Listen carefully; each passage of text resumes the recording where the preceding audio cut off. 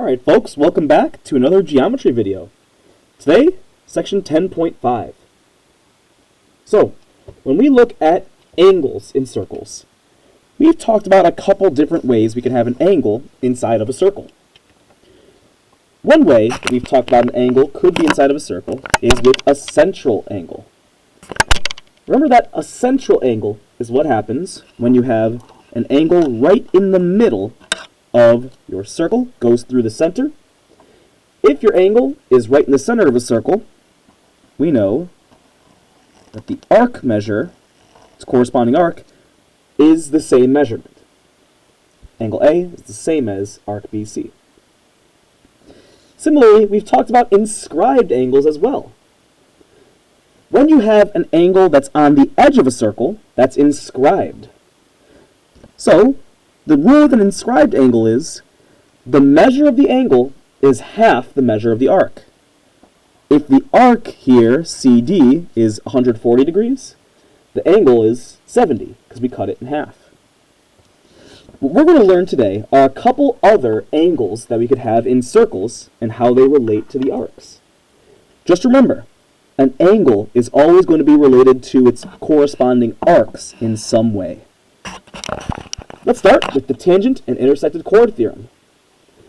So what is a tangent? Well, if you recall from many lessons ago, a tangent is what happens when you draw a line that only touches the circle at one point. So for instance, this green line here is a tangent because it touches right here. We want to see what happens when we have a tangent that intersects a chord. So I'm just going to draw a random chord here, going from this side of the circle to this side of the circle. And I'm going to start labeling a couple points on this circle. Let's call the tangent point A, let's call this point B, and let's call this point down here point C. Look at the green lines and ask yourself, what structure did we just create? It might look a little bit nicer if I laid it out like this. We have a straight line that creates two angles coming off of it. So, you may recall that we called this a linear pair. With a linear pair, we have made two angles. We have angle 1 and we have angle 2. And the rule about linear pairs is these two angles add up to make 180.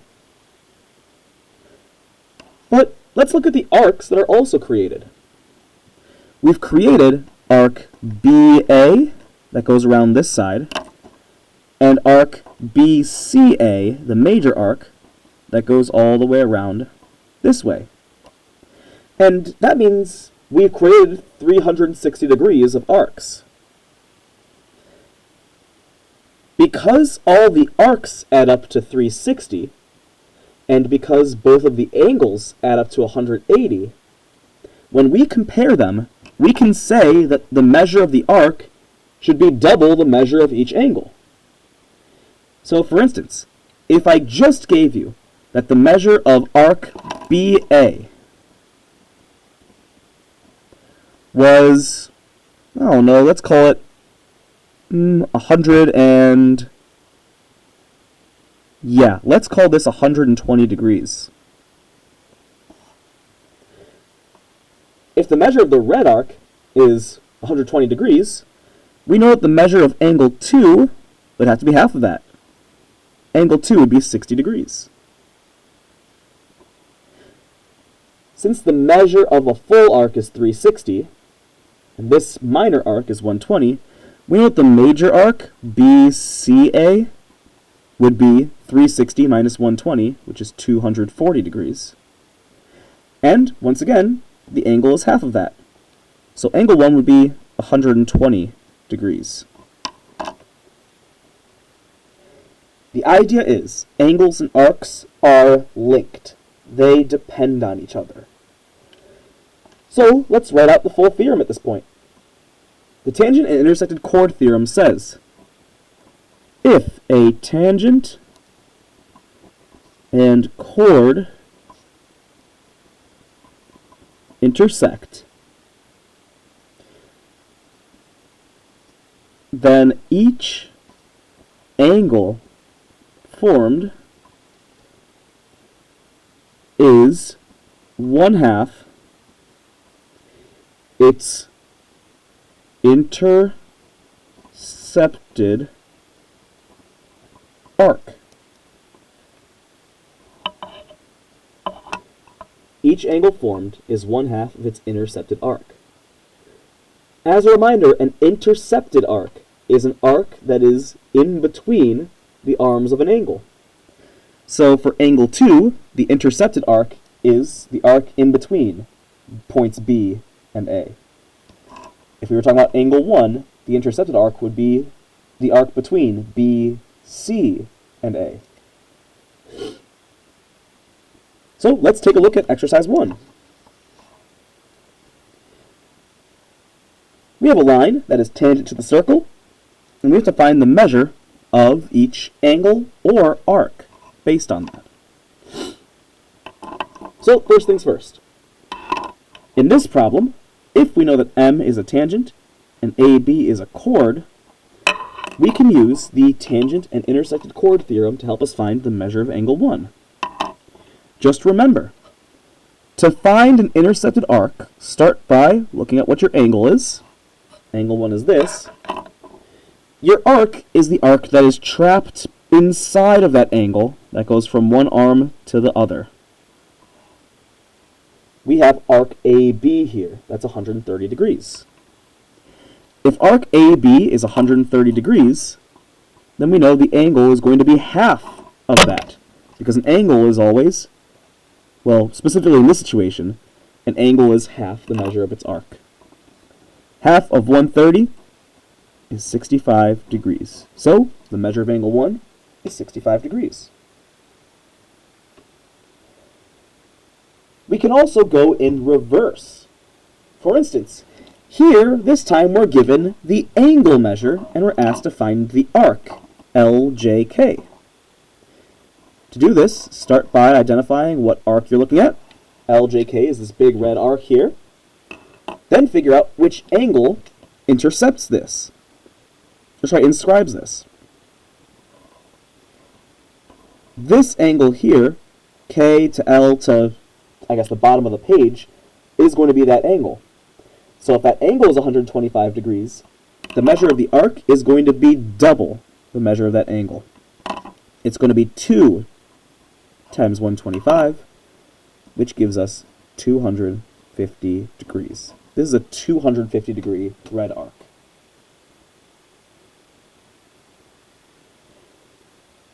Finally, let's take a look at this last one.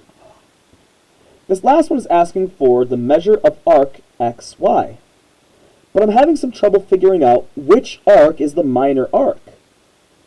I mean, is the top one the smaller arc or the bottom one the smaller arc?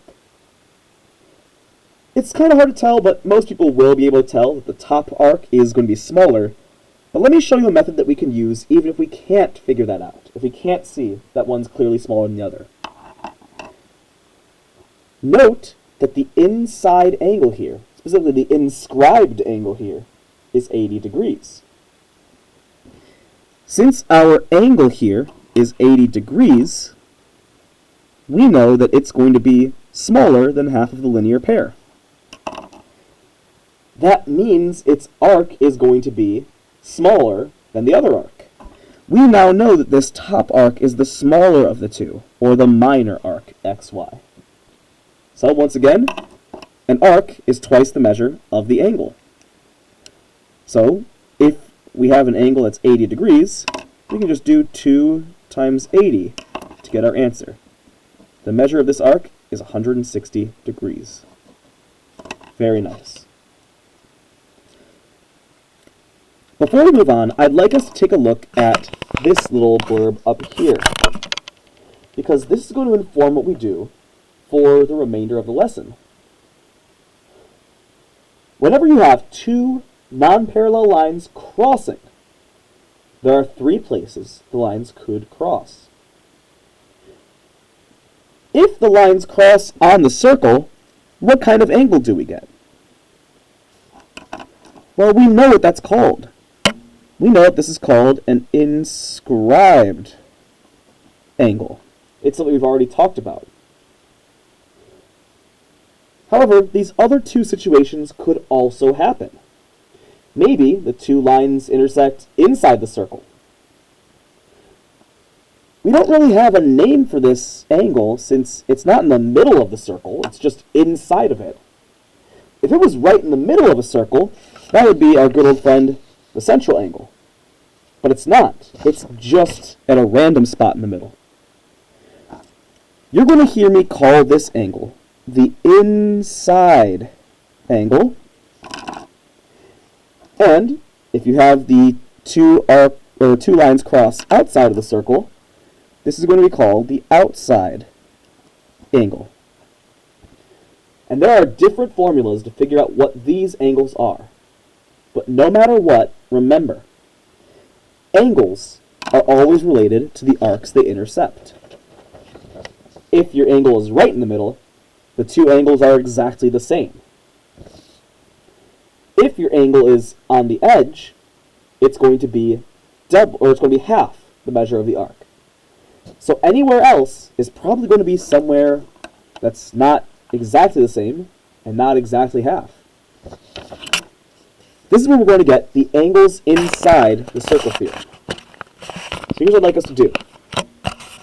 I want us to draw a circle, and I want you to also draw two chords going across this circle. I'm going to personally draw a chord that goes from top to bottom like this. There we go. I'll call this AB. And I'll draw another chord that goes across like, let's do this way. I'm picking these chords pretty ambiguously. There's no reason for me picking these chords specifically, just that I don't want them to cross in the middle because we already know what happens when they cross in the middle. I want to see what happens when they cross somewhere else. Now let's label our points. A, B, C, D, E. If I wanted to figure out what the measure of this angle is, there's a lot to consider. It's not in the middle of the circle, so it's not a central angle. So it's not the same as its opposite arc. It's also not on the edge of a circle, even though it's pretty close. If it was on the edge of the circle, it would be half the measure of the arc. So this angle is actually going to measure somewhere in between the full arc measure and half the arc measure. To figure out what this measure is, let's consider a couple of things real quick. First things first, what type of angles are created when two straight chords cross each other? Sure, they make our inside angles, but you know what else they make? They make vertical angles. These two angles on either side of point E are congruent, because vertical angles are always congruent. Now, when we make vertical angles, we also make two arcs that are related to each other. You might notice that these two arcs, arc BD and arc AC, are absolutely not congruent. One is definitely smaller than the other. But like I promised, angles and arcs are always related. So let's figure out what this angle measure is. To figure out this angle measure, the measure of angle, in this case would be DEB, the measure of angle DEB is going to be 1/2 of. Now, to figure out what it's 1/2 of, remember that it's not going to be fully the same as one of the arcs. It's not going to be fully as small as one of the other arcs. It's going to be somewhere in between them. So to figure out what arc measure is exactly halfway between AC's measure and DB's measure, we will add those two arcs together. The measure of DB plus the measure of AC. the measure of DEB, the measure of this red angle here, is 1/2 of arc DB plus arc AC. Simple as that. Let's say, for example, that the measure of arc DB was 180 degrees. I'm just making these numbers up. And the measure of arc AC was 60 degrees. Well, our red angle here would be 1/2 of 60 plus 180. Since 60 plus 180 is 240, this angle's measure would be half of 240, which is 120 degrees. You see how the angle measure is halfway between this arc's measure and this arc's measure?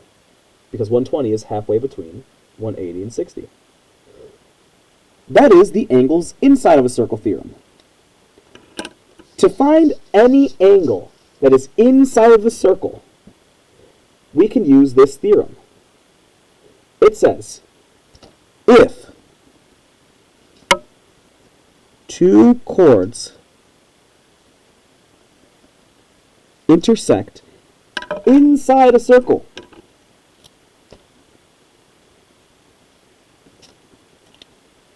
inside a circle,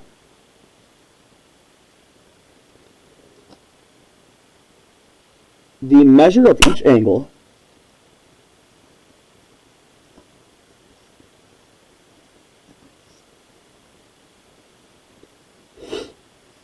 is 1/2 the sum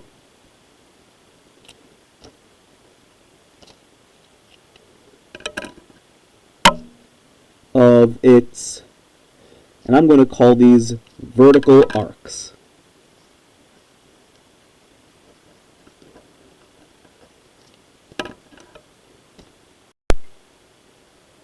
Now, is vertical arcs an official mathematical term? Not really, but every mathematician that I've spoken to uses that phrase to describe the two arcs here and here across the circle from each other. You can think of them as the arcs intercepted by each of these vertical angles. Cool. Let's take a look at the angles outside of a circle theorem and then do some practice with both of these. So there's a couple of ways that two angles could intersect outside of a circle, but I'm just going to draw them like this. I'm going to draw the angle formed by two lines cutting through our circle. Something like this and this. So I've basically made an angle right here in green. What do we call these two lines that are crossing through the circle? They're not tangents, because I touched more than once. These are actually secants, something that we've talked about in the past, but haven't really talked about much since. I'm going to label all the points of intersection along these two lines, these two secants, A, B, C, D, E. Now, here's the deal with this. Angle C is not looking particularly large. In fact, angle C looks very, very tiny. To figure out what the measure of angle C is, here's the formula. For an outside angle, the measure of that angle is 1/2 of the difference of the two intercepted arcs inside of that angle. Remember, an intercepted arc is an arc that starts and ends on different parts of an angle. So one arc that's intercepted is arc AE. The other arc that's intercepted, though, is this, DB. There are always two arcs intercepted when you cut through a circle like this. there's always two intercepted arcs. So this would be 1/2 the measure of AE minus the measure of arc BD. Done. In other words, let's say I called this arc here, that looks like maybe 135 degrees. And this arc over here, DB, is incredibly tiny. I'm going to say that this is only about a, let's call it 25-degree arc. What you would have to do is subtract or find the difference of your two arcs. Now, I'm going to do the big arc minus the small arc because I don't want a negative angle measure. 135 minus 25 is 110. Half of 110 is 55. So angle C is a 55-degree angle. Cool.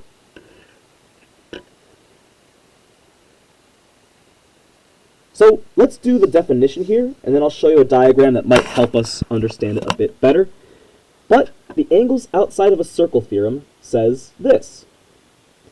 If two lines intersect outside a circle,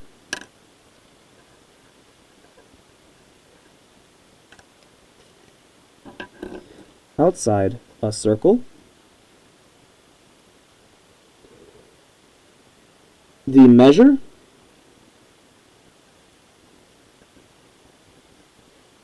of the angle formed is 1/2 the difference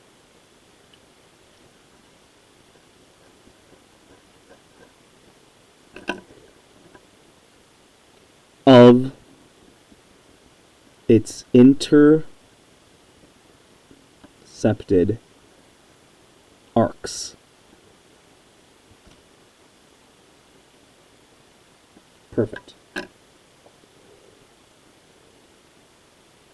If two lines intersect outside a circle, the measure of the angle formed is 1/2 the difference of its intercepted arcs. So what I've done is I've made a bit of a graphic organizer to help us out. A much neater version of this graphic organizer will be in our review, but we now have 4 kinds of angles. We have central angles, which are easy because if you have a central angle, the intercepted arc is the exact same measure. We have inscribed angles. A little bit trickier. If you have an inscribed angle, meaning it touches the edge of the circle, your intercepted arc is double the measure of that angle. Or you can go backwards and say the measure of that angle is 1/2 the measure of the intercepted arc. Next up, we now have inside angles. So here's an example of some inside angles. The measure of an inside angle is 1/2 the sum of its vertical arcs. So if I'm taking a look at angle DEA here, if you wanted to find this angle measure, you would take the arc that this angle intercepts and the arc that its vertical angle intercepts, right over here, add them up and divide by 2. In this case, 140 plus 60 is 200, divide by 2, and the measure of DEA is 100. Next up, we have our outside angle. For an outside angle, no matter how it is drawn, the measure of an outside angle is 1/2 the measure of each of its intercepted arcs difference. So find each intercepted arc. To find each intercepted arc, look for the places where an arc touches one side to the other side of an angle. So AE goes from the left side of this angle to the right side of this angle. BD does the same. So we could do the difference of AE and BD, 110 minus 20, that's 90. Cut it in half. Half of 90 is 45. That's the measure of our outside angle. There is one more angle relationship that we get to talk about today. But let's go on to our examples as promised first. Let's do exercise 2. In exercise 2, we have a couple of inside and outside angles, and we are trying to find various variables. It starts off pretty simple with A. Ask yourself, which of the 4 angle types is angle X? When we look at this angle, it looks like it could be a central angle, but the center is not marked, so we don't know for sure. Because we don't know for sure that it's in the middle, we will instead say that this is, in fact, just an inside angle. The formula for an inside angle is the angle measure, in this case x, is 1/2 the sum of the 2 vertical arcs to that angle. The vertical arcs, again, are what's right across from the angle, what that angle is intercepting, and the arc that's right behind the angle, on the other side, where the vertical angle would be. So this would just be 156 plus 130. Meaning we can just do 1/2 of 286 to find our angle measure. And it turns out that angle X measures at 143 degrees. So it's 1/2 of the sum of the 2 vertical arcs. For part B, what type of angle is this? This one looks to be an outside angle. So, once again, the rule is we have to figure out which arcs to interact with. This time, the 2 arcs are the 2 intercepted arcs. The arcs that go from one leg of the angle to the other leg of the angle. One of these arcs is a little easier to see. It goes from point A to point D over here, 178. The other one is really tricky, though. But we see the only other point on this side of the angle is point B. And it also meets at point D. So the measure of this x degree angle is going to be 1/2 of the big intercepted arc, 178, minus the small intercepted arc of 76. That means it's going to be 1/2 of 102, and since half of 102 is 51, so too is the measure of angle X. Nice.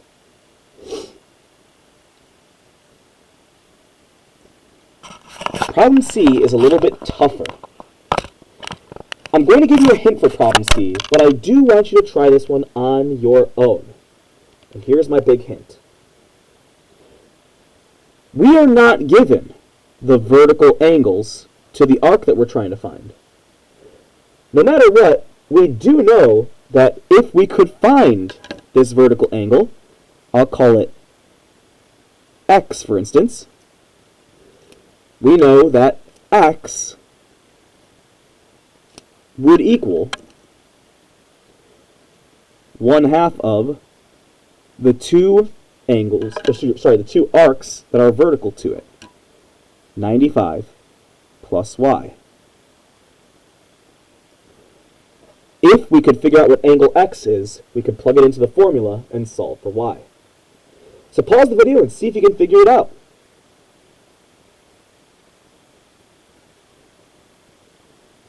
Hopefully we've given this one a bit of a shot. Here's how we could find that missing angle. Recall that anytime you have 2 crossing lines, if you just look at half of those lines, you've got a linear pair. So these two angles here and here have to add up to 180. So what should x be so that x plus 102 makes 180?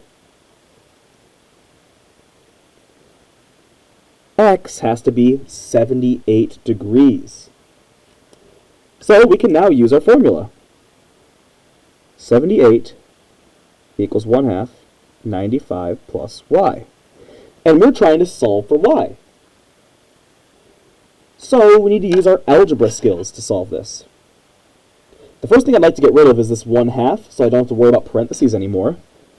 So how can I cancel out 1/2? Multiply it by 2. 2 times 78 is 156. We end up with 95 plus y. When we subtract 95 from both sides, we will get the measure of our angle. It turns out, the measure of our arc. It turns out that y is 61 degrees. Very nice. Let's take a look at the very last set of definitions for these notes today. So, the last two definitions involve something called a circumscribed angle and a circumscribed angle theorem. Something is circumscribed if it contains something else. So, my hand right now is circumscribing this pen. A circumscribed angle is what you get when you have an angle that is around a circle. Something that might look like this. Maybe I draw a line that goes like this, and another one that goes like this. Isn't this angle circumscribing the circle? Isn't the circle entirely inside of the angle? So, this is the angle we're talking about. Now, you may notice something special about these lines I've just drawn. What are they? Well, the rays I've just drawn, I should say. These rays are actually tangent to the circle, which means they touch at one point. This is going to be very important for us. But let's talk about the definition. The definition of a circumscribed angle is just any angle whose sides are tangents.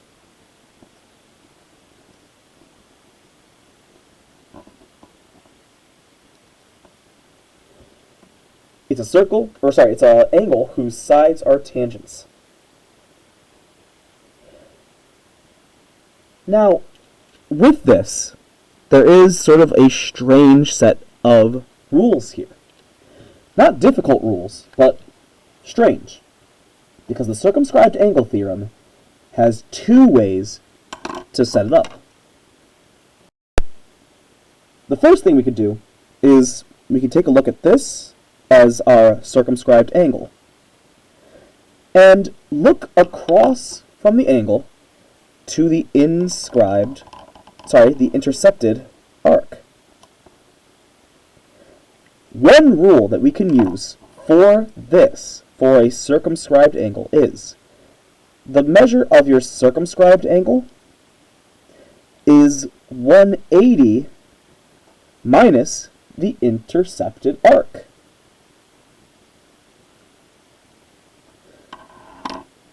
So, if our arc was 130 degrees, guess what? We can just do 180 minus 130 to get our angle. So this would be this would be 50, because 180 minus 130 is 50. But this is a very special arc that we've just made, this intercepted arc. Why? Because when we have tangents and we draw radii to the center of the circle, those radii have to form right angles to make up this arc.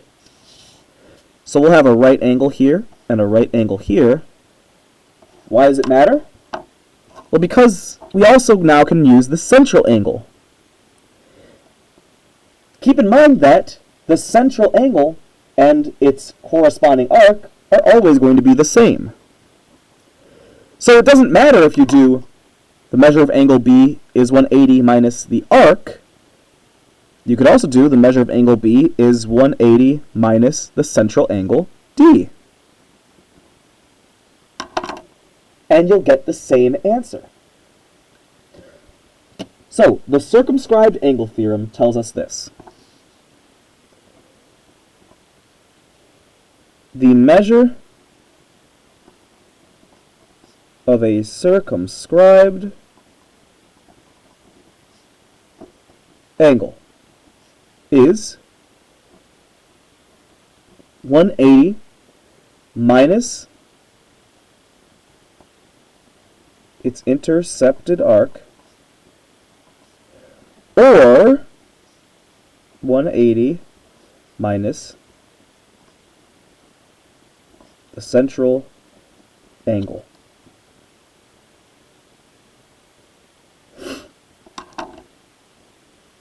So no matter which one you use, whether it is the central angle or the intercepted arc, subtract 180 minus that and you'll get the angle.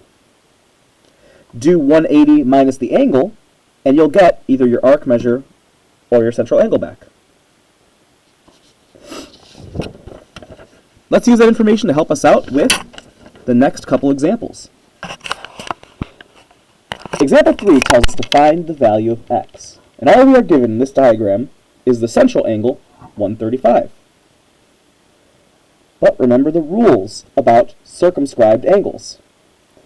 If your angle is circumscribed, meaning it is made up of two tangents, all you have to do to find the measure of that angle is to do 180 minus either the measure of the intercepted arc or the measure of your central angle. Since 180 minus 135 is 45, that is what the measure of angle x is. But what if we don't have a central angle? What if we have something like this instead? First off, ask yourself, what type of angle is angle x this time? We can always refer back to our diagram for help. One by one, we ask, is it a central angle? Nope, it's not right in the middle, so it's not a central angle. What about inscribed? Is it on the edge of the circle? Well, yes, it is. And we happen to know that with inscribed angles, the measure of the inscribed angle is 1/2 the measure of its intercepted arc. So if we want to find x, we first have to find the measure of its intercepted arc, EF. How do we do that? Well, recall that the measure of the intercepted arc is used to find this circumscribed angle. In fact, the formula we would use is the angle, the circumscribed angle, is 180 minus the measure of the arc. So we can reverse engineer this problem. Add the measure of angle EF to both sides to get it over on the left side. Subtract 30 from both sides, and you will end up getting that the measure of arc EF equals 180 minus 30, which is 150. This is a 150-degree arc. And so what's the rule about inscribed angles? Our angle x is 1/2 of the arc. So x equals 1/2 of the intercepted arc of 150. Since 1/2 of 150 is 75, so too is the measure of angle x. Perfect. We are almost done, folks. Let's take a look at exercise 4. Now, exercise 4 is a bit crazy. There's a lot of angles and a lot of arcs in this diagram. My best advice for you is simply use highlighters, use markers, use something to mark your angles and your arcs. It'll help you keep track of them. So, we're asked to find all these angle measures, and we're starting by finding the measure of angle 1.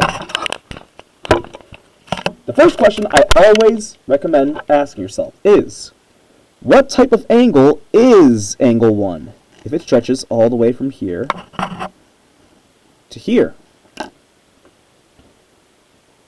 Well, we go through the list. Is it a central angle? No, it's not in the middle. Is it inscribed? Also no, it's not on the edge of the circle. Is it an inside angle? No. Is it an outside angle? Yes, it is. Angle 1 is an outside angle. Not circumscribed, it's not tangent to this last side, but it is an outside angle. So the rule for outside angles is they're going to be half the difference of your two intercepted arcs. We just need to find those two intercepted arcs. So let's look back at our diagram and see if we can find them. The first of our intercepted arcs we can do by starting at one of the edges of the angle and making our way to the other leg of the angle. This big arc here is 120 degrees, and then 60 more degrees, because we go through both of those arcs to reach the other angle. 120 plus 60 is 180. Therefore, our big arc is 180 degrees. But we have a problem. There's a second arc that we need to find, and the other inscribed arc goes from here to here, and we don't know the measure of this arc. So it's an unknown. That means our first goal should be to find what the measure of this little arc is. It becomes clear, though, that we know all other measures in this circle, and since all circles have to add up to 360, we can say that the measure of this arc is going to be 360 minus 120 minus 120 minus 60. This missing arc is going to be 60 degrees. So I'm going to label that right here so we can use it later. This arc is 60. The measure of angle 1 then is 180, because that's the big arc around here, minus 60, because that's the little arc in here. This is 1/2 of 120, which means that the measure of this arc is, the measure of this angle is 60 degrees. Perfect.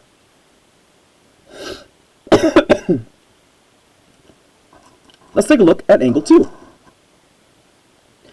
Angle 2 is the angle that we find here, that I've marked in green. Once again, ask yourself, what type of angle is angle 2? Is it a central angle? No, it's not in the middle. Is it an inscribed angle? Yes, because it touches the edge of the circle. So, again, our rule is the measure of an inscribed angle is half of its intercepted minor arc. In other words, it's half of 120. So the measure of angle 2 is 1/2 of 120, which, hey, wouldn't you know, it's also 60.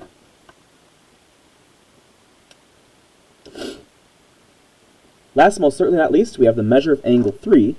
Now the measure of angle 3, we have to ask what type of angle angle 3 is. Again, I'm going to highlight angle 3 so it's easier to see. Angle 3 is this blue angle here. Is it a central angle? No, it's not in the middle. Is it an inscribed angle? Yes, since it touches the edge of the circle. So we can just repeat the last problem, basically. The measure of angle 3 is going to be 1/2 of its intercepted arc, and the intercepted arc is that little 60-degree arc that we found before. This intercepts the angle, so we would just do 1/2 of 60. That means angle 3 is a 30-degree angle. Very, very nice.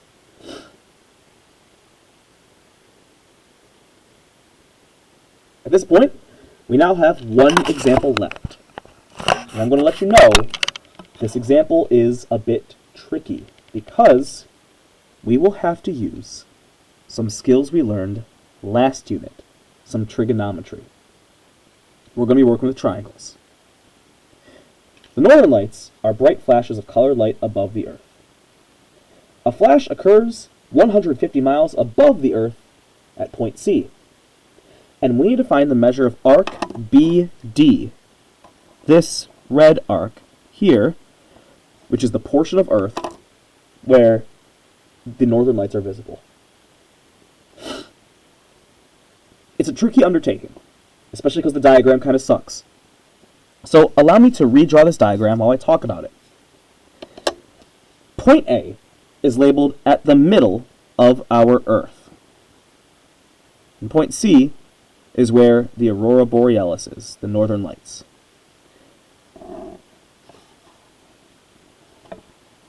So, when we look at this, the diagram tells us that this distance is 4150. So 4150 is this edge. Now, what are points B and D? Well, those are just spots on the surface of the Earth. But since it is one point on the surface of the Earth, and you can't see the aurora borealis by going through the Earth at any point, like it wouldn't make sense to see the aurora borealis if we're down here, these lines from D to C and B to C are tangent to our arc. We essentially have the following. We essentially have a triangle formed by taking, sorry, I'm trying to draw it as accurately as I can, a line from A to D, and then perpendicularly, we have a line from C to D. Why is it perpendicular? Because if you recall, tangent lines are perpendicular to a circle. So essentially what we have here is a right triangle formed on this side with the same right triangle formed on the other side.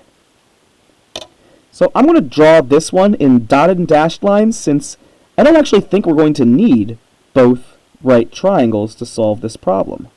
We might just need one. Of course, I'm not the greatest artist, so it's for the best that I also don't use the side because it definitely doesn't look like the other side. Yeah, this is a little bit lopsided. So I'm happy I'm using the right side here. But lo and behold, we have our triangle. And this one also has a length of 4,000. So we have a right triangle here. But what we're looking for has almost nothing to do with triangles. What we're looking for is a measure of an arc. The measure of the arc that specifically goes from, let's see, point D to the center, and then is the same thing on the other side. Bam, and bam. Again, it'd look nicer if I actually drew it properly.